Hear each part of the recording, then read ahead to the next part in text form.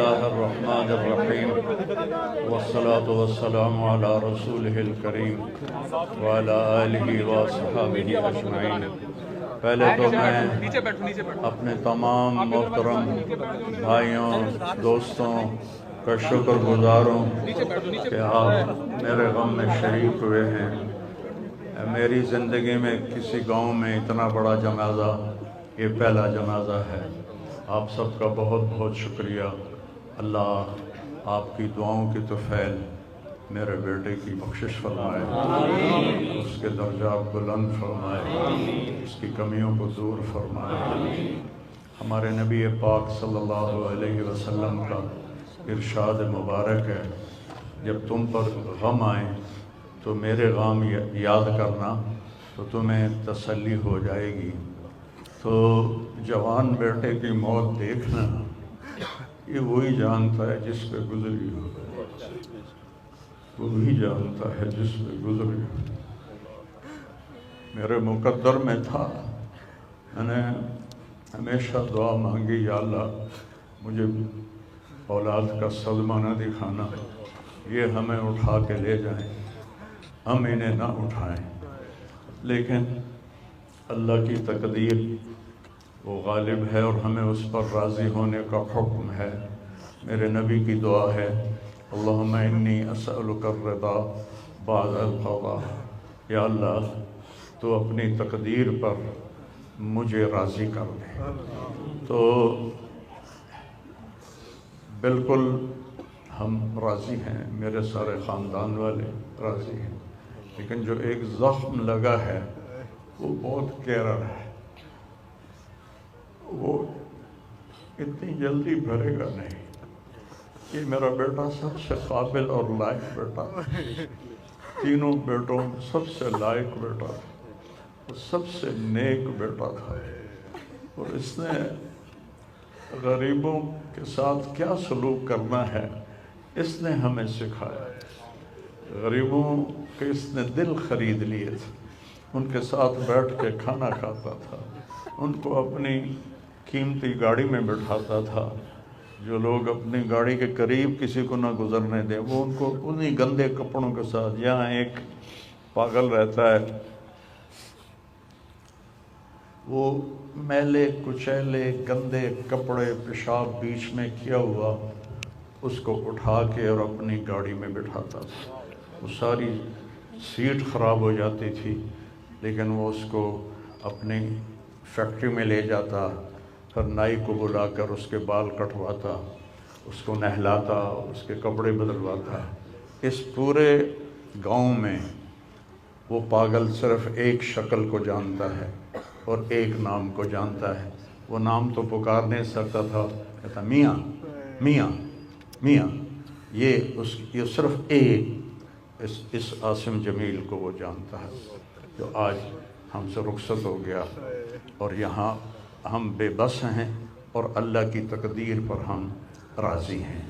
اور السعید من وعظ بغیرہ، موت سے اپنی موت کو یاد کرنا چاہیے کہ ایک دن میرے اوپر بھی یہ آئے گا اور میرا بھی سانس نکلے گا اور زندگی کا دھاگا ٹوٹے گا۔ اس بچے نے وہ کام کیا علاقے میں جس کو میں اپنی تعریف نہ ہو جائے، یہ اللہ کی امانت تھی، اللہ نے اس کو اپنے پاس بلایا۔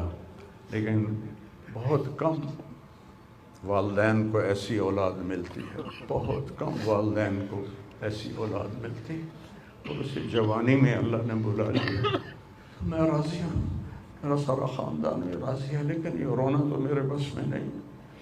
حضرت ابراہیم رضی اللہ عنہ میرے نبی کے صاحبزادے، جو حضرت ماریہ کے پیٹ سے پیدا ہوئے تھے، تو انہوں نے اوالی میں ان کے لیے ایک باغ میں کمرہ بنوایا تھا، اور اس میں دودھ پلانے والی عورت کو اس کے سپرد کیا تھا، اور آپ مدینہ سے نکلتے اور جا کر حضرت ابراہیم کے ساتھ کھیلتے، پیار کرتے، محبت کرتے، اور پھر واپس آ جاتے۔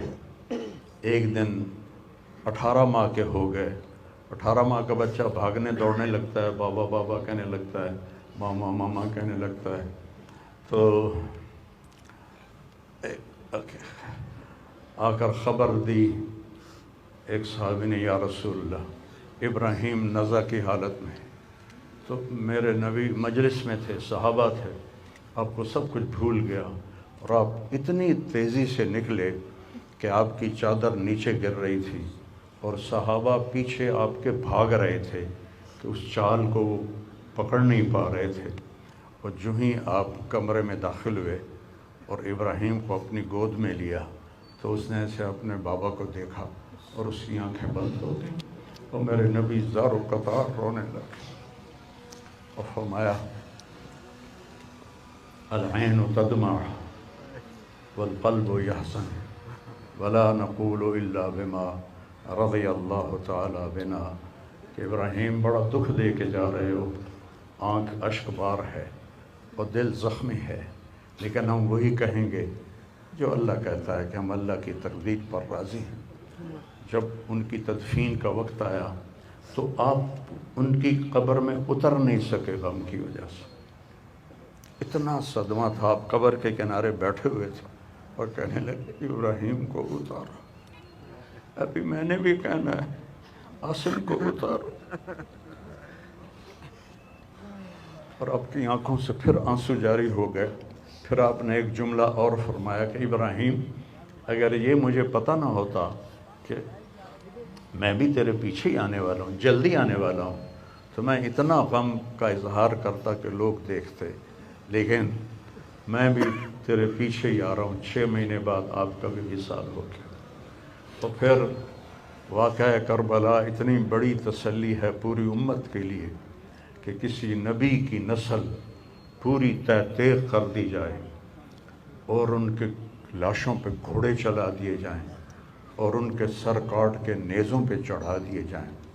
آخری وقت میں امام علی علیہ السلام نے، ایک بچہ بچ گیا تھا عبداللہ 2 سال کا، تو آپ نے فرمایا میرا بچہ مجھے ملا تھا.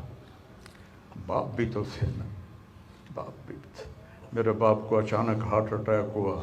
میری ایک بہن لاہور تھی، ایک فیصل آباد. کہتے کہتے مر گیا. میریاں دھیاں مینوں ملا دیو، اور میریاں دھیاں مینوں ملا دیو. دھیاں بیٹی کہتے ہیں ہماری ضرورت نہیں پہنچ سکی، مر گئے. تو آپ نے کہا یہ معصوم بچہ ہے، اس کو کوئی کیا کہے گا. تو عبداللہ کو لایا گیا اور آپ زخموں سے چور بیٹھے تھے. تو آپ نے عبداللہ کو اپنی گود میں بٹھایا اور ان کو پیار کیا، سر پہ بوسہ لیا اور اس کو ایسے دیکھ رہے تھے کہ ادھر حرملہ بن موقد النار نے تاک کے تیر مارا. وہ تیر اوپر چلا جاتا، دائیں بائیں چلا جاتا، پر میرے رب کو ابھی اور امتحان منظور تھا. سیدھا یہاں آ کے لگا اور یہاں سے پار ہو گیا اور خون کا فوارہ ابلا. تو آپ نے اپنی ایسے لپ میں لے کر یوں کیا، یا اللہ جے تو راضی ہیں تو میں بھی راضی ہوں، جے تو اس گل تے میرے تے راضی ہیں تو میں بھی راضی ہوں، پر انہاں دے کول بدلہ تو ضرور لویں. اور خون اچھال دیا اور پھر وہ بھی شہید ہوئے اور ان کے بیٹے بھی شہید ہوئے، ان کے بھتیجے بھی شہید ہوئے، ان کے 5 بھائی شہید ہوئے. تو بھائیو، بے شک وہ بڑی اونچی ذات تھے، پاکیزہ لوگ تھے، اللہ تعالیٰ کے محبوب مقرب لوگ تھے. ہم یہ آزمائش کبھی نہیں مانگتے، نہ ہی کبھی مانگنا. اللہ اولاد کے صدمے سے سب کو بچائے. آمین. اللہ اولاد کے صدمے سے سب کو بچائے. تو چھوٹے چھوٹے غم کے قابل نہیں ہے. میرے اوپر تو بہت بڑا غم ہے. میں اللہ کا شکر گزار ہوں اور یہ سارا مجمع دیکھ کے مجھے حوصلہ ہو گیا ہے کہ میرا بیٹا واقعی بہت نیک تھا، جس کے لیے اتنا مجمع اس کے لیے دعا کرنے آیا ہے. 40 آدمی جنازے میں ہوں اور میت کے لیے دعا کریں تو میرے نبی نے فرمایا اس کی بخشش ہو جاتی ہے. اور یہ تو ماشاءاللہ ہزاروں گنتی سے بھی باہر مجمع کھڑا ہوا ہے. میں آپ سب کا شکر گزار ہوں. اور میرے بھائی، اس دن کی تیاری کر کے مرنا چاہیے. اگر اللہ راضی ہے تو اللہ کی قسم موت سے خوبصورت کوئی پیغام نہیں، موت سے خوبصورت کوئی پیغام نہیں. اور اگر اللہ ناراض ہے تو موت سے خوفناک کوئی پیغام نہیں ہے. اور یہ میرا بچہ یہ اللہ کی محبت میں ایسے تڑپتا تھا جیسے کسی کو کوئی زخم ہو جائے اور وہ تڑپتا ہے. اور ہم اللہ کو جانتے ہیں، مانتے ہیں، ہمارے احساس میں اللہ کا تعلق شامل نہیں، ہم عقلی طور پر مانتے ہیں.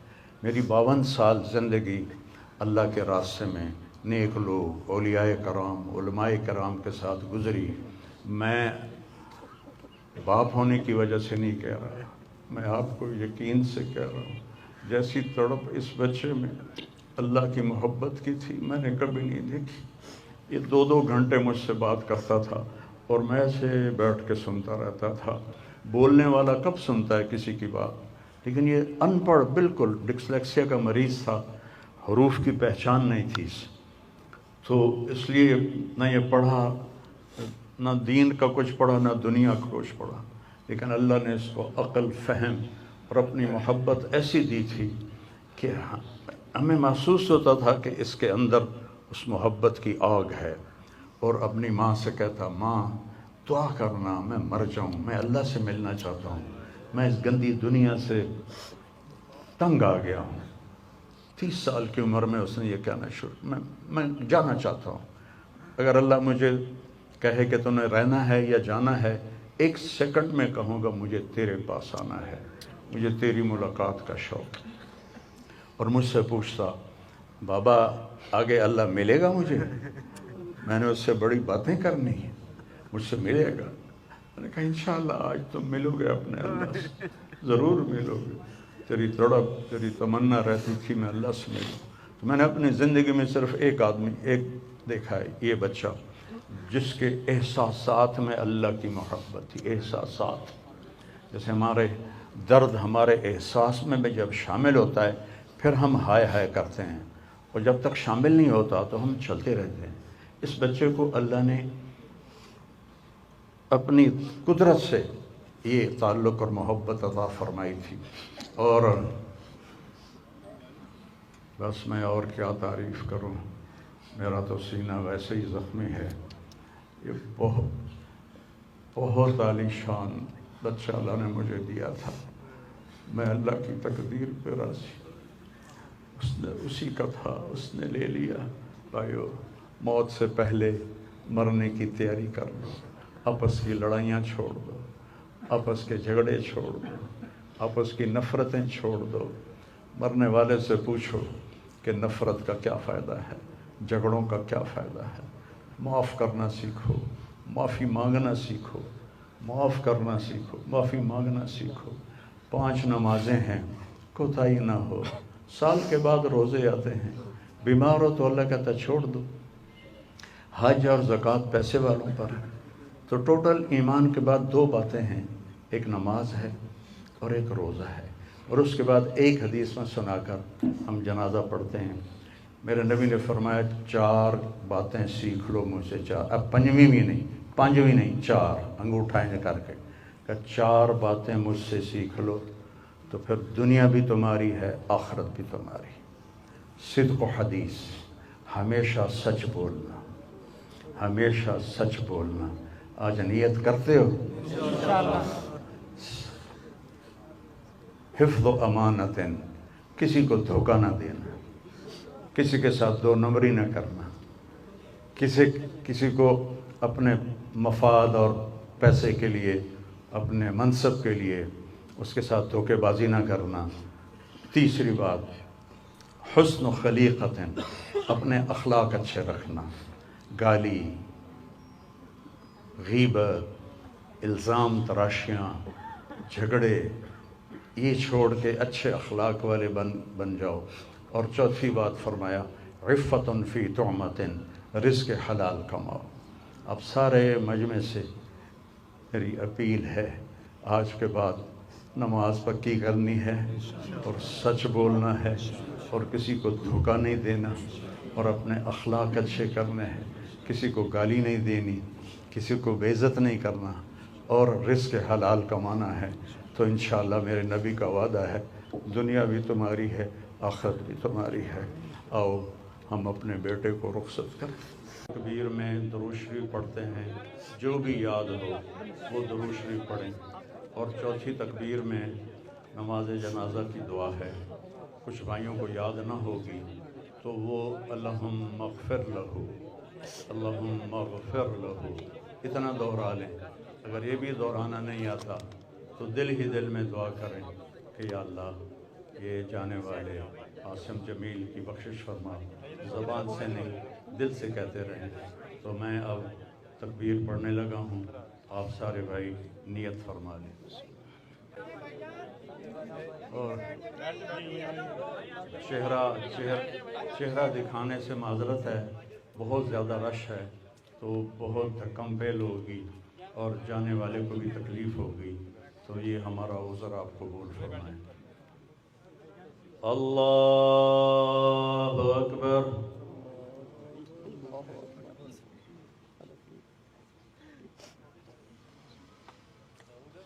اللہ اکبر.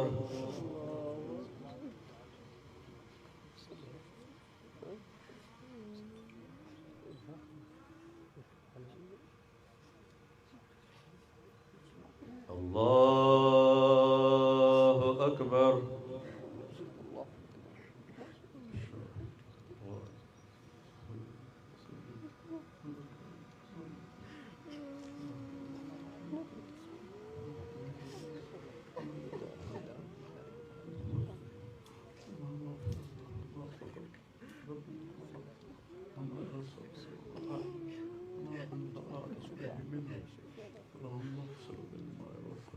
اللهم نقه من الخطايا كما ينقى الثوب الابيض من الدنس.